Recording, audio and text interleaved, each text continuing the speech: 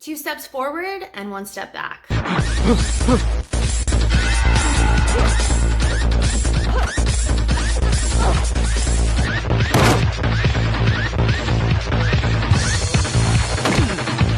Let's talk about the challenge this week, which was the 5-to-1 rule. And if you are new to this channel or to the 5-to-1 rule, it's when you have a negative situation or a negative thought process that comes up. And first you pause, you give yourself a little bit of compassion, you cut yourself some slack.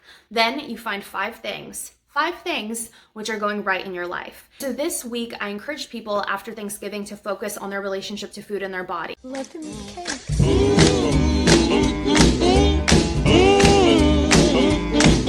And I did it too. I put myself out there that I was going to do this too. Whew, boy, did it kick my butt. I gotta say, this was like, wow, this was like a Virgo's nightmare, because this week I saw the problems. I saw all of these problems inside of me. I saw how judgmental, how critical I am of myself. I saw how I have, like I don't allow myself to have sugar. And then when I do, which I allowed myself to eat whatever I wanted this week, I go crazy and I was exhausted, and the sugar was making it worse. So not only did I have an awareness of my behavior, but I had an awareness of how sugar impacts my body.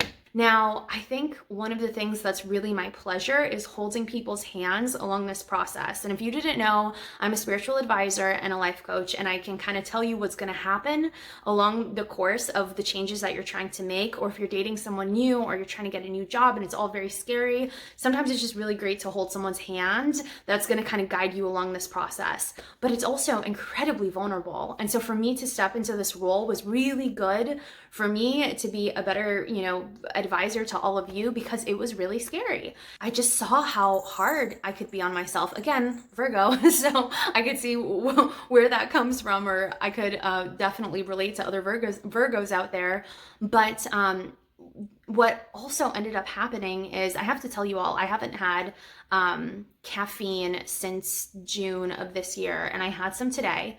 And I'm driving and I have a lot going on. And I usually think that I'm not such a busy person, but I am a very busy person. So I'm driving, there's a lot of errands, I have things that I have to drop off to people. And I started to get an anxiety attack, not a panic attack, but an anxiety attack. And anxiety is a little bit less.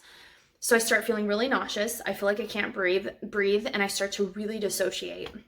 And I'm feeling like, oh gosh, okay. So I pull over and I go, okay, having an anxiety attack. And I just announced it to the car. I was like, okay, I'm having an anxiety attack. I closed my eyes and I did breathing and I grounded myself. And it was so amazing, because it took me less than 2 minutes. And then I said, okay, I'm good. And I got back on the road. And I was astonished, and everyone was astonished, that I overcame this anxiety attack that could have been a panic attack in less than 2 minutes. And of course it was because of the caffeine. My body's not used to that. But what it showed me was the power of compassion. And we need compassion, especially if you struggle with depression or anxiety. When that negative spiral goes out of control, that's how we get the panic attacks or the mega depression. We need compassion to reel it back in. We need to come home to ourselves, and we need to feel safe in our bodies and in our minds, okay? Our soul needs that. And we don't want to fragment, right? We don't want to break apart from ourselves. We want to come back home where it's safe. And so creating that safe space in that 2 minutes in that car allowed me to get everything I needed done today. And it was like a miracle. It was amazing. It was amazing. But I have to say, practicing self-compassion on a daily basis by recognizing when negative self-talk comes up and saying, wait a second, questioning it, right? Like, wait, is that true? There was one day where I think I told you all, I went to take supplements to a friend who had COVID. The supplements are kicking COVID's ass, by the way. So I'm very excited about that. But I didn't eat that day. And so I ate I was in the checkout at Whole Foods, and I ate like a brioche bread that was about this big and ended up being calories for an entire day. I had no idea. It wasn't good. Okay. And so of course my mind goes to like really just persecute myself, torment myself over eating that bread. And this is something I normally would have brushed off, otherwise known as suppression, right? It's like, okay, I don't have time to deal with this. I made time to deal with it this week, and I saw, wow, there's a lot of, self-criticism. We all have an inner critic, okay? We all do, but I I faced my demons this week, and it was messy and it wasn't good. I feel like, at first the demon was winning and I was making mistakes left and right, and I was seeing the consequences of those mistakes. So now it's been a few days, almost a week of me doing this, and I have to say it's messy. It feels like two steps backwards. It doesn't feel like, wow, I came out of this and accomplished so much. But here's where those little demons will get you, okay? So this is when you're creating change in your life and you're starting to really try to move yourself forward, and this is where people get really, really stuck, okay?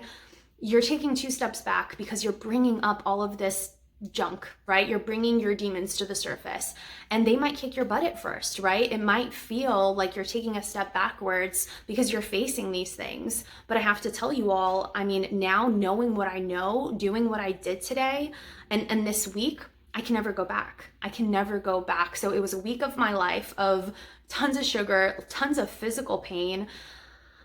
It was a lot, but I don't regret it. And it seemed really scary, but it's a lot less scary today. And today I punched that demon in his ugly face because I overcame an anxiety attack, which I was able to come home to myself. And that's what I want for all of you, is helping me to be better. So I'm excited about it. I'm humbled, but I'm excited. And yeah, let me know how your journey is going. I love you guys so much. Have an amazing weekend.